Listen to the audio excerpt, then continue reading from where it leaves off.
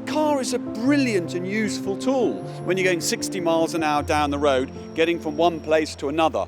But it is entirely inappropriate to be cluttering our cities with something that makes us not well. It makes us not well in our head, and it creates fumes, particulates and other nasties that are not good for our bodies.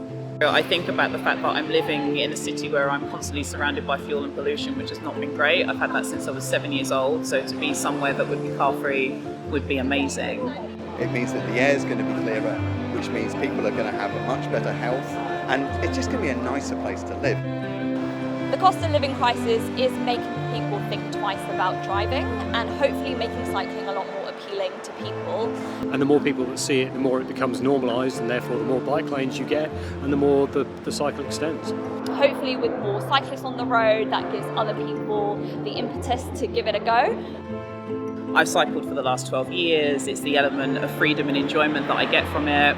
There's also the joy of being a tourist in your own city. And the cycle lane system has just transformed the city.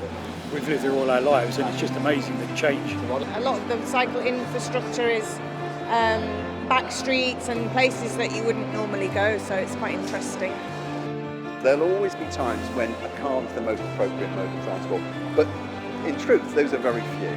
I think the future we'll be looking towards is people being a lot more thoughtful in terms of their mode of transport. You must always remember about folk who are not mobile, folk who are disabled, folk who have other needs. But as long as you can bear that in mind, yeah, it's a win for everybody. The more cars you get away, the happier everybody is. We've seen what cities could be, and we mustn't let go of that.